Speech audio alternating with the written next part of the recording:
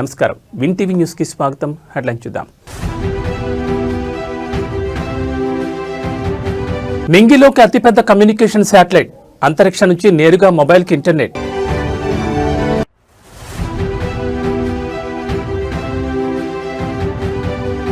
భారత అంతరిక్ష చరిత్రలో సరికొత్త రికార్డ్, ఇస్రో చైర్మన్ వి నారాయణన్ కీలక ప్రకటన.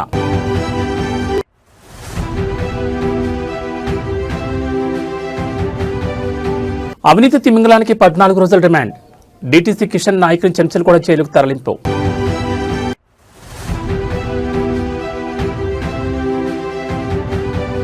ఏపీ ప్రభుత్వం కీలక నిర్ణయం, ఈ నెలాఖరు నుంచి సమగ్ర కుటుంబ సర్వే.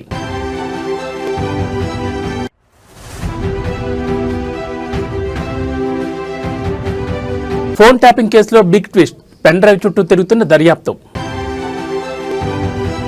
ఇక డీటెయిల్స్ చూస్తే భారత అంతరిక్ష పరిశోధన సంస్థ ఇస్రో మరో మైలురాయిని అధిగమించింది. తన అత్యంత శక్తివంతమైన బాహుబలి రాకెట్ LVM-3 M6 ద్వారా అమెరికాకు చెందిన బ్లూబర్డ్ 6 ఉపగ్రహాన్ని బుధవారం విజయవంతంగా కక్షలో ప్రవేశపెట్టింది. ఆంధ్రప్రదేశ్లోని శ్రీహరికోట నుంచి జరిగిన ఈ ప్రయోగం భారతీయ అంతరిక్ష రంగ చరిత్రలో అతిపెద్ద వాణిజ్య విజయంగా నిలిచిపోయింది.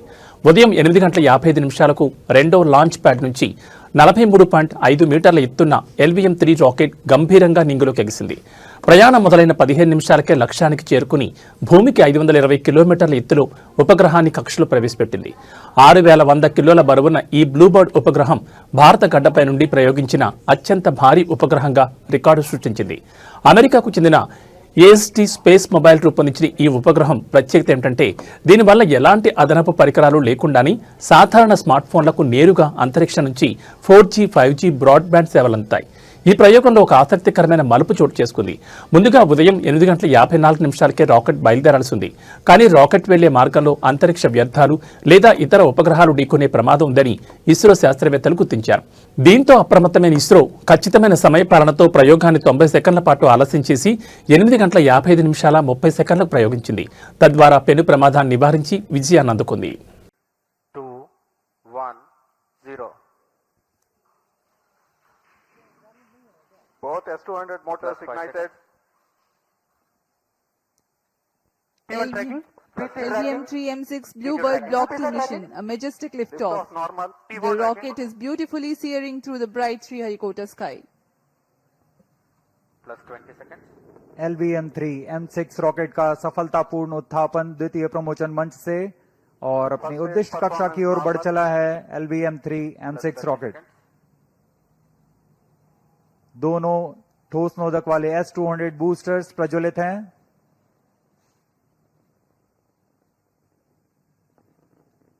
प्रथम चरण का कार्यकाल लगभग 126 सेकंड का होगा और इस दौरान यह लगभग 6000 किलो न्यूटन प्रणुद उत्पन्न कर रहे हैं.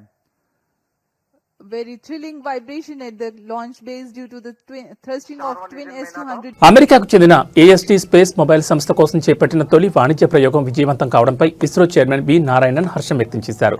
శ్రీహరికోట నుండి జరిగిన 104వ ప్రయోగం ఇదని LVM-3 రాకెట్ ద్వారా 9వసారి వరుస విజయాన్ని అందుకున్నామని ఆయన తెలిపారు. ఈ రాకెట్ ఇప్పటి వరకు ఒక్క విఫలం కూడా లేకుండా 100% విశ్వసనీయతను నిరూపించుకుందని, కేవలం 52 రోజుల స్వల్ప వ్యవధిలోనే LVM-3ని రెండోసారి ప్రయోగించి ఇస్రో తన కార్యదక్షతను చాటుకుందని ఆయన పేర్కొన్నారు. భారత గడ్డపై నుండి ఒక భారతీయ వాహక నౌక ద్వారా ప్రయోగించిన అత్యంత బరువైన ఉపగ్రహంగా బ్లూబర్డ్ బ్లాక్ 2 చరిత్ర సృష్టించిందని చైర్మన్ వెల్లడించారు. సుమారు 6100 కిలోల బరువున్న ఈ భారీ ఉపగ్రహాన్ని అత్యంత ఖచ్చితత్వంతో నిర్దేశిత కక్షలోకి ప్రవేశపెట్టినట్లు ఆయన ధృవీకరించారు. ఇది LVM-3 రాకెట్ ద్వారా చేపట్టిన 3వ పూర్తిస్థాయి వాణిజ్య మిషన్ అని, అంతర్జాతీయ వాణిజ్య మార్కెట్లో ఇస్రో తన పట్టును మరింత బలోపేతం చేసుకుందని ప్రయోగం విజయవంతం తర్వాత ఇస్రో చైర్మన్ వి నారాయణన్ వివరించారు. Under the visionary leadership of Honorable Prime Minister of India, Sri Narendra Modi ji, the next year is promising, going to be more exciting, and we have got lot of responsibility to accomplish lot of important missions. The major missions are the uncrewed Gaganyaan missions we have to accomplish, and we are getting towards that. And ISRO's launch vehicle realized by industrial consortium is ready, and we are getting ready for that launches. And our startup companies are doing great job. One of the orbital launch mission. Telangana రాజకీయాలను షేక్ చేస్తున్న phone tapping case దర్యాప్తు ప్రస్తుతం ఓ pen drive చుట్టూ తిరుగుతున్నట్టు తెలుస్తోంది. ఈ కేసులో ఇప్పటికే మాజీ సీఎం కేసీఆర్, మాజీ మంత్రి హరీష్ రావులకు సిట్ నోటీసులు ఇవ్వబోతోందని ప్రచారం జరుగుతున్న వేళ ఇప్పుడు ఈ కేసు ప్రూవ్ చేయడానికి ఈ పెన్ డ్రైవ్ సాలిడ్ ఎవిడెన్స్ అని సిట్ భావిస్తున్నట్లు ప్రచారం జరుగుతుండడం ఉత్కంఠ రేపుతోంది. ఎస్ఐబీ చీఫ్గా ఉన్న సమయంలో ప్రభాకర్ రావు ఆ పెన్ డ్రైవ్లో కీలక సమాచారం నిక్షిప్తం చేశారని, ఈ పెన్ డ్రైవ్లో వందల నెంబర్లు, రాజకీయ నాయకులు, జర్నలిస్టులు, హైకోర్టు జడ్జిలు, వ్యాపారవేత్తల ప్రొఫైల్స్ ఈ పెన్ డ్రైవ్లో ఉన్నట్లు గుర్తించినట్లు సమాచారం. ఈ సమాచారం ఆధారంగా ప్రభాకర్ రావును ప్రశ్నిస్తున్నట్టు తెలుస్తోంది. ఎల్లుండి వరకు ప్రభాకర్ రావును సిట్ విచారించనున్న నేపథ్యంలో ఈ పెన్ డ్రైవ్కు సంబంధించి మరింత లోతుగా ప్రశ్నించబోతున్నట్లు తెలుస్తోంది. మరోవైపు కీలక మలుపు తిరుగుతున్న ఫోన్ ట్యాపింగ్ కేసులో కేసీఆర్, హరీష్ రావుకు ఉచ్చు బిగిస్తోందా అనే సందేహాలు వ్యక్తమవుతున్నాయి. ప్రభాకర్ రావుతో పాటు ఇద్దరు మాజీ సీఎస్లు, మాజీ ఎస్ఐబీ చీఫ్ను సిట్ విచారించిన నేపథ్యంలో ఎవరి ప్రయోజనాల కోసం ఫోన్ ట్యాపింగ్ పాల్పడ్డారనే విషయంపై దర్యాప్తు అధికారులు కూపీలాగుతున్నారు. ఇప్పటికే అనేక మలుపులు తిరిగిన ఈ కేసులో తాజాగా పెన్ డ్రైవ్ అంశం మరో సంచలనంగా మారింది. ఈ పెన్ డ్రైవ్లో ఎవరెవరి పేర్లు ఉన్నాయనేది ఉత్కంఠ రేపుతోంది.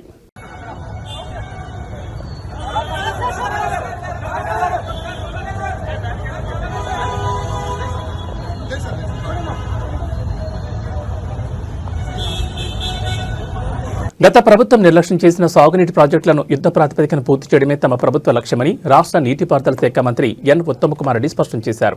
ఉమ్మడి నల్గొండ జిల్లాలోని పెండింగ్ ప్రాజెక్టుల పురోగతిపై ఆయన కీలక వ్యాఖ్యలు చేశారు.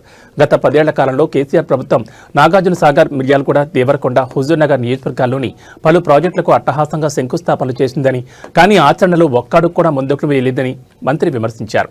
కేవలం శిలాఫలకాలకే పరిమితమైన ఆ ప్రాజెక్టులను గత పాలకులు గాలి కుదిలేశారని మండిపడ్డారు. తమ ప్రభుత్వం అధికారంలోకి వచ్చిన వెంటనే నిలిచిపోయిన ప్రాజెక్టులపై ప్రత్యేక దృష్టి సారించామని మంత్రి తెలిపారు. కేసీఆర్ శంకుస్థాపన చేసినప్పటికీ ప్రారంభానికి నోచుకోని పనులను ఇప్పుడు వేగవంతం చేస్తున్నామని పేర్కొన్నారు. రాబోయే 3 ఏళ్ల కాలంలో ఉమ్మడి నల్గొండ జిల్లాలో పెండింగ్లో ఉన్న అన్ని సాగునీటి ప్రాజెక్టులను పూర్తి చేసి రైతులకు నీరందిస్తామని ధీమా వ్యక్తం చేశారు. ఈ పెద్ద మనిషి లాస్ట్ 1 year లో నాగార్జున సాగర్, మిర్యాలగూడ, దేవరకొండ, హుజూర్ నగర్ లో వచ్చి అట్టహాసంగా లిఫ్టిగేషన్ స్కీమ్స్ కొన్ని శంకుస్థాపన చేసిండు. నాకు స్పష్టంగా గుర్తుంది. చేసి 1.5 years లో పూర్తి చేస్తున్నాడు లిఫ్టిగేషన్ స్కీమ్స్ అన్ని. మేము అధికారంలో వచ్చే వరకు పనులు మొదలు కాలే. నేను వచ్చిన తర్వాత, మరి మా కాంగ్రెస్ ప్రభుత్వం వచ్చిన తర్వాత, మరి మేము ఆయన శంకుస్థాపన చేసిన ఉమ్మడి నల్గొండ జిల్లా లిఫ్టిగేషన్ స్కీమ్స్ అన్ని ఏ ప్రాబ్లమ్స్ ఉన్నా అధిగమించి, ఫారెస్ట్ ఇష్యూస్ ఉన్నా, ల్యాండ్ ఎక్విజిషన్స్ ఉన్నా అన్ని అధిగమించి అప్రోప్రియేట్ ఫండ్స్ రిలీజ్ చేసి మరి ఈ పనులు ఇప్పుడు వేగవంతంగా చేస్తున్నాం. తప్పనిసరిగా ఈ టర్మ్ లో పూర్తి చేస్తాం. హరీష్ రావు గారు ఆయన ఇరిగేషన్ మినిస్టర్ ఉండే, ఫైనాన్స్ మినిస్టర్ ఉండే. 7,000 కోట్లు ఎటుపోయినాయి, వీళ్ళు మంత్రులు పంచుకున్నారా అంటున్నారు. ఆయన ఇంత నిస్సిగ్గుగా ఎవరైనా మాట్లాడదు అంటే మరి మీకు అలవాటు ఉందేమో అది. ఈ బడ్జెట్ రిలీజ్ అయితే జేబులు నింపుకోవడానికి మీరు ఏ స్థాయి నుంచి ఏ స్థాయికి వచ్చిందో గానీ 7,000 కోట్లకి ప్రతి పైసాకి లెక్క చెప్తామని చెప్పి నేను మనం చేస్తున్నా. ఇంకేదో కమిషన్ అంటాడు. మరి నీ అలవాట్లు అందరికి ఉంటే అనుకోవద్దు హరీష్ రావు గారు. ఇది మేము చాలా సిన్సియర్ గా, కమిటెడ్ గా తెలంగాణ రాష్ట్రానికి మేలు చేయాలనే విధంగా ముందుకు పోతున్నాం. తప్పనిసరిగా ఈ 5 ఏళ్ల కాలంలో మేము మళ్ళీ తిరిగి ఎన్నికలకు పోయే సమయం వరకు తెలంగాణలో చరిత్రలో నిలబడిపోయే విధంగా ఇరిగేషన్ శాఖ నిర్వహిస్తాం. మరి ఇరిగేషన్ ప్రాజెక్టు పూర్తి చేస్తాం. 10 ఏళ్ల పాటు వాళ్ళు ఒక ప్రమోషన్ ఇరిగేషన్ డిపార్ట్మెంట్ లో, ఇంత డిపార్ట్మెంట్ లో మేము వచ్చి మొత్తం ఇష్యూ క్లీనప్ చేసినాం. No promotion, no transfers, no recruitment for 10 years. మేము వచ్చి 800 ఇంజనీర్లు రిక్రూట్ చేసినాం. 1800 లస్కర్స్ ని అవుట్ సోర్సింగ్ తీసుకున్నాం. ఏ విధంగా ఇరిగేషన్ డిపార్ట్మెంట్ యొక్క ఇన్ఫ్రాస్ట్రక్చర్ స్ట్రెంథెన్ చేయాలని కూడా మరి ముఖ్యమంత్రి గారు, ఉప ముఖ్యమంత్రి గారి సహకారంతో ముందుకు పోయినాం. తప్పనిసరిగా ఈ టర్మ్ అయిపోయే లోపల ఇరిగేషన్ ప్రాజెక్ట్స్ పూర్తి చేస్తాం. మరి తెలంగాణ చరిత్రలో నిలబడిపోయే విధంగా మా హయాంలో ఇరిగేషన్ ప్రాజెక్టులు ఉంటాయని చెప్పి నేను మనం చేస్తున్నాను.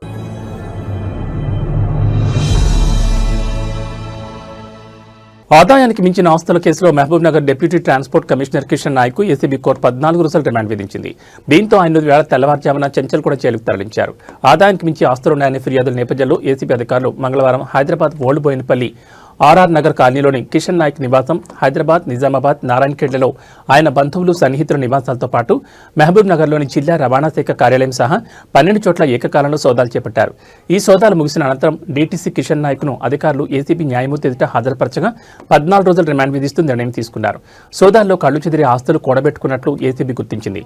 దీంతో ఆయన విచారించేందుకు కస్టడీ కోసం ఏసీబీ పిటిషన్ వేయబోతున్నట్లు సమాచారం. నిన్నటి సోదాల్లో కిషన్ నాయక్ చెందిన స్థిర, చర ఆస్తుల విలువ 400 కోట్లకు పైగా ఉంటుందని అంచనా వేస్తున్నారు. దాడులు జరుగుతాయని ముందే ఊహించిన కిషన్ నాయక్ తన వద్ద ఉన్న బంగారాన్ని ముందే ఇతర చోటికి తరలించినట్లు గుర్తించారు. కిషన్ నాయక్ అవినీతి చిట్టా తవ్వుతున్న ఏసీబీ అధికారులు ఇవాళ ఆయన బ్యాంక్ లాకర్ను తెరవబోతున్నారు.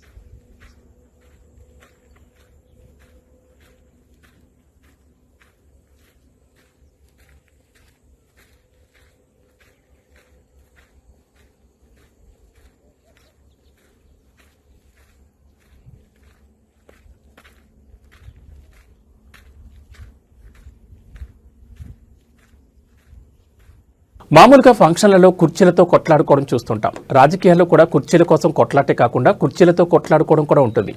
నేతలు పదవి బాధ్యతలని కుర్చీల కోసం గొడవపడుతుంటే కార్యకర్తలు సమావేశాలు కార్యక్రమాల్లో కుర్చీలు ఇచ్చుకొని కొట్టేసుకుంటూ కనిపిస్తూ ఉంటారు. అటువంటి ఘటన గుంటూరు జిల్లాలోని తాడేపల్లి మండలం ఇప్పటంలో జరిగింది. డిప్యూటీ సీఎం పవన్ కళ్యాణ్ గతంలో ఇప్పటం పర్యటన చేశారు. ఆ సమయంలో ఇండ్ల నాగేశ్వరం అనే మహిళ ఇంటికి మళ్లీ వస్తానని మాటిచ్చారు. ఇచ్చిన మాట ప్రకారం నేడు నాగేశ్వరం నివాసానికి ఇచ్చేస్తున్నారు. మంగళవారం నాడు పర్యటన వాయిదా పడినట్లు పార్టీ వర్గాలు పేర్కొన్నాయి. అయితే ఆకస్మికంగా ఇవాళ ఉదయం డిప్యూటీ సీఎం పర్యటన ఖరారైంది. అయితే పవన్ కళ్యాణ్ పర్యటనకు ముందే కుర్చీలతో కొట్లాట జరిగింది. పవన్ కళ్యాణ్ పర్యటన పురస్కరించుకుని పార్టీ శ్రేణులు ఇండ్ల నాగేశ్వరం ఇంటి వద్దకు చేరుకున్నారు. అక్కడ పార్టీ తరఫున డిప్యూటీ సీఎం పర్యటనకు సంబంధించిన ఫ్లెక్సీలను కూడా ఏర్పాటు చేశారు. పోలీసులు బాంబు స్క్వాడ్ తనిఖీలు కూడా నిర్వహించారు. చక్కగా పూలతో ఆహ్వాన ముగ్గును కూడా వేశారు. అంతా సజావుగా సాగుతుందనుకున్న క్రమంలో జన సైనికులు ఒక్కసారిగా అలజడి రేగింది. రెండు వర్గాలుగా విడిపోయిన జన సైనికులు దెబ్బలాడుకోవడం మొదలుపెట్టారు. ఇది చూసిన స్థానికులు, పవన్ కళ్యాణ్ అభిమానులు, ఇతర నాయకులు ఒక్కసారిగా కంగుతిన్నారు. గొడవ బాగా మొదలడంతో అక్కడ వేసిన కుర్చీలను అందుకుని మరీ కొట్టుకున్నారు జన సైనికులు. పోలీసులు కలవ చేసుకుని ఇరు వర్గాలకు సర్ది చెప్పడంతో వివాదం సద్దుమడిగింది.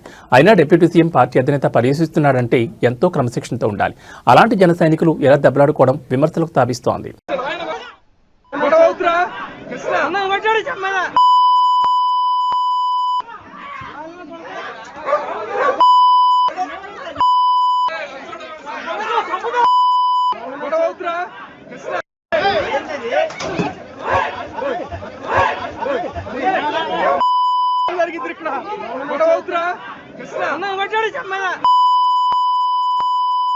గతంలో ఇచ్చిన మాట మేరకు రాష్ట్ర డిప్యూటీ సీఎం జనసేనాని పవన్ కళ్యాణ్ గుంటూరు జిల్లాలోని తాడేపల్లి మండలంలో ఉన్న ఇప్పటంలో పర్యటించారు. జన సైనికుల జయధ్వానాలు, అభిమానుల నినాదాల మధ్య ఇండ్ల నాగేశ్వరమ్మ నివాసానికి చేరుకున్నారు. జనసేనానికి ప్రజలు అడుగడుగునా బ్రహ్మరథం పట్టారు. వృద్ధురాలైన నాగేశ్వరమ్మను సొంత బిడ్డలాగా ఆత్మీయంగా పలకరించి హక్కును చేర్చుకున్నారు. నాగేశ్వరంతో పాటు ఇప్పటం వాసులకు తాను అండగా ఉన్నానని ధైర్యం ఇచ్చారు. డిప్యూటీ సీఎం స్వయంగా తమ వద్దకే వచ్చి మాట్లాడడంతో నివాసితులు భావోద్వేగానికి లోనయ్యారు. తమ భావాలను మాటల్లో వ్యక్తపరచలేకపోయారు. అయితే గత వైసీపీ పాలనలో రోడ్డు విస్తరణ పేరుతో జనసేన కార్యకర్తల ఇళ్లు, ప్రహారీలను తొలగించారు. జనసేన ఆవిర్భావ సభకు భూములు ఇచ్చారనే కక్షతో వారి ఇండ్లను కూల్చేశారు. ఆ సమయంలో జనసేనాని పవన్ కళ్యాణ్ ఇప్పటంలో పర్యటించి బాధ్యతలకు ధైర్యం చెప్పారు. మళ్లీ వస్తానని ఇండ్ల నాగేశ్వరమ్మకు మాటిచ్చారు. ఇచ్చిన మాట ప్రకారం మంగళవారం ఇప్పటం చేరుకుని వారిని పలకరించారు. డిప్యూటీ సీఎం పవన్ కళ్యాణ్తో మాట్లాడుతూ, నాన్న నువ్వు 5 సార్లు సీఎం కావాలి, అది నేను చూడాలని నాగేశ్వరమ్మ కోరింది. ఆమె అభిమానంతో కోరిన కోరిక పట్ల డిప్యూటీ సీఎం చిన్న చిరునవ్వుతో సమాధానమిచ్చారు. ఆమె మాటతో అక్కడున్న జన సైనికులు ఆనందానికి లోనయ్యారు.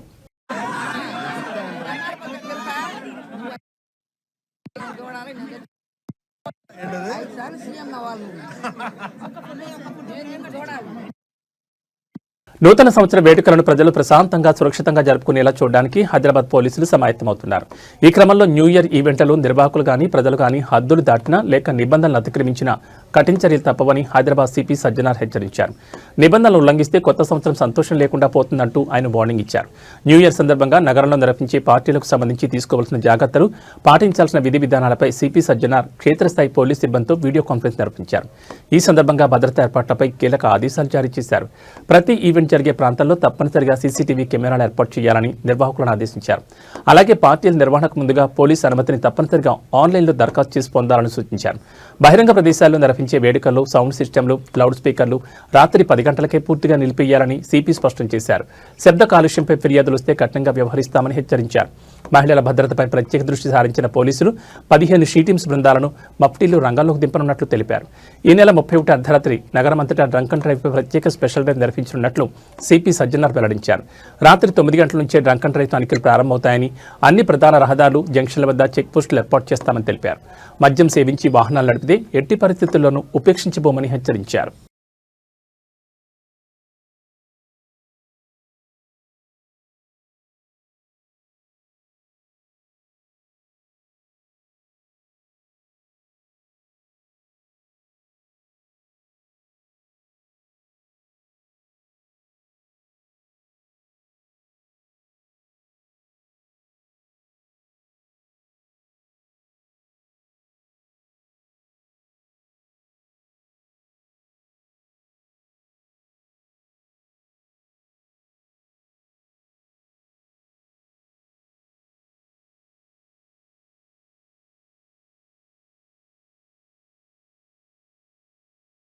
ఆంధ్రప్రదేశ్ ప్రభుత్వం మరో కీలక నిర్ణయం తీసుకుంది. రాష్ట్ర వ్యాప్తంగా ఈ నెలాఖరు నుంచి సమగ్ర కుటుంబ సర్వే నిర్వహించనున్నట్లు అధికార వర్గాలు వెల్లడించాయి. ప్రతి కుటుంబానికి సంబంధించిన పూర్తి వివరాలను సేకరించి సంక్షేమ పథకాలు మరియు ప్రజా ప్రయోజన కార్యక్రమాలను మరింత సమర్థవంతంగా అమలు చేయడమే ఈ సర్వే లక్ష్యమని ప్రభుత్వం స్పష్టం చేసింది. ఈ సమగ్ర కుటుంబ సర్వేను ప్రత్యేక మొబైల్ యాప్ సహాయంతో నిర్వహించనున్నారు. ఇంటింటికి వెళ్లి కుటుంబ సభ్యుల వివరాలు, నివాస పరిస్థితులు, ఆదాయం, ఉపాధి, విద్య, ఆరోగ్య సమాచారం వంటి అంశాలను డిజిటల్ రూపంలో నమోదు చేయనున్నారు. సర్వే ద్వారా సేకరించిన డేటాను ఆధారంగా చేసుకుని అర్హులైన లబ్ధిదారులను గుర్తించి ప్రభుత్వ సంక్షేమ పథకాలను పారదర్శకంగా అందించనున్నారు. అలాగే ప్రభుత్వ విభాగాలు అమలు చేస్తున్న ప్రజాసేవల ప్రభావాన్ని అంచనా వేసేందుకు కూడా ఈ సర్వే ఉపయోగపడనుందని అధికారులు తెలిపారు. సమగ్ర కుటుంబ సర్వే పూర్తయ్యాక డేటా ధృవీకరణ ప్రక్రియ చేపట్టి భవిష్యత్తులో విధాన నిర్ణయాలకు ఈ సమాచారాన్ని కీలకంగా ఉపయోగించనున్నట్లు ప్రభుత్వం వెల్లడించింది. ఈ నిర్ణయంతో రాష్ట్రంలో సంక్షేమ పాలన మరింత బలోపేతం కానుందని విశ్లేషకులు అభిప్రాయపడుతున్నారు.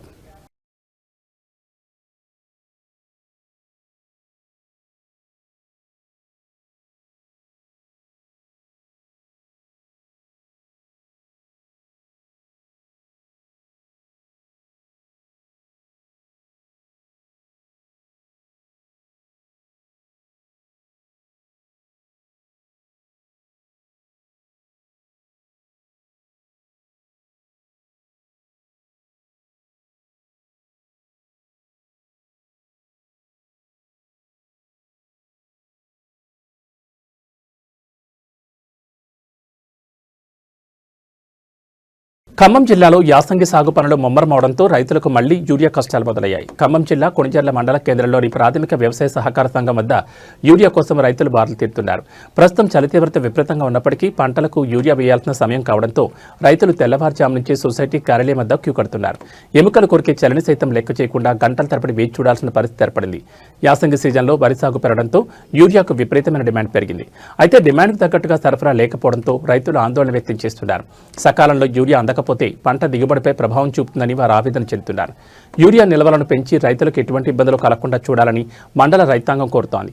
టోకెన్ల పంపిణీ ద్వారా లేదా గ్రామాల్లో నేరుగా పంపిణీ చేయడం ద్వారా రద్దీని తగ్గించాలని అధికారులకు విజ్ఞప్తి చేస్తున్నారు.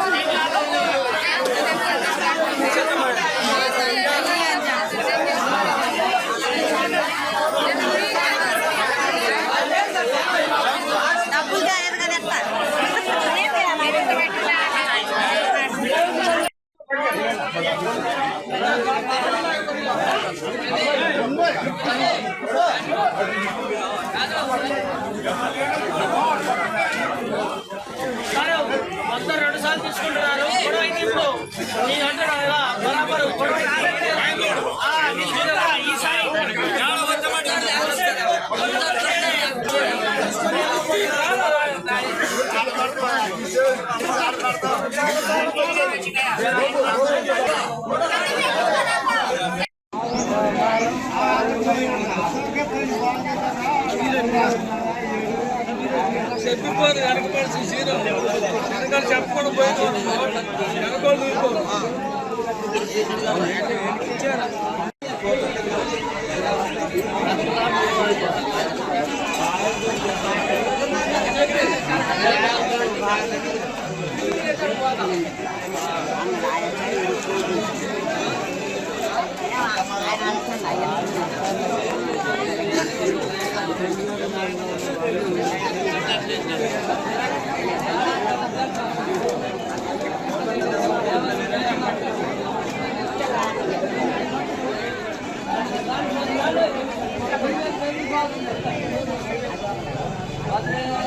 రంగారెడ్డి జిల్లా చేవెళ్ల పరిధిలో నవంబర్ 3 ఉదయం హైదరాబాద్ బీజాపూర్ హైవేపై చేవెళ్ల మండలం మీర్చాకూడ వద్ద ప్రయాణికులతో వెళ్తున్న బస్సును కంకర్ లోడ్తో ఎదురుగా వస్తున్న టిప్పర్ ఢీకొట్టిన విషయం తెలిసిందే. బస్సును ఢీకొట్టిన టిప్పర్ దానిపైనే బోల్తా పడడంతో కంకర్ ప్రయాణికులపై పడి 18 మంది ప్రాణాలు కోల్పోయారు. పలు కుటుంబాల్లో తీవ్ర విషాదం నెలకొంది. కాగా ఈ ఘటనపై కేసు నమోదు చేసి దర్యాప్తు చేపట్టిన పోలీసులు సంచలన విషయాలు వెల్లడించారు. చేవెళ్ల బస్సు ప్రమాద ఘటనలో ట్విస్ట్ చోటు చేసుకుంది. రోడ్డు మలుపు వల్ల ప్రమాదం జరగలేదని పోలీసులు తేల్చి చెప్పారు. రోడ్డు మీద ఉన్న గుంతను తప్పించేందుకు టిప్పర్ డ్రైవర్ రైట్ కూర్చోడని తెలిపారు. వేగంగా రైట్ సైడ్ రావడంతో బస్సును టిప్పర్ ఢీకొట్టిందని వెల్లడించారు. టిప్పర్ బస్సును ఢీకొనడం వల్లే ప్రమాదం జరిగిందన్నారు. ఇద్దరు డ్రైవర్లు ఎవరు కూడా తాగి వాహనాలు నడపలేదని తెలిపారు. చేవెళ్ల బస్సు ప్రమాదంపై విచారణ పూర్తి చేశాం, ఛార్జ్షీట్ దాఖలు చేస్తామని పోలీసులు వెల్లడించారు. టిప్పర్ యజమాని ప్రధాన నిందితుడిగా పోలీసులు తేల్చారు. ఓవర్లోడ్ ప్రమాదానికి కారణమని పోలీసులు నిర్ధారించారు. టిప్పర్ యజమాని లచ్చు నాయక్ పేరును తాజాగా ఎఫ్ఐఆర్లో చేర్చారు. ప్రమాద సమయంలో ఓనర్ టిప్పర్లోనే ఉన్నట్లు తెలిపారు. ఈ ఘటనలో టిప్పర్ డ్రైవర్ మృతి చెందగా ఓనర్ గాయాలతో బయటపడ్డాడు. అతను ఇంకా పూర్తిగా కోలుకోలేదని పోలీసులు తెలిపారు.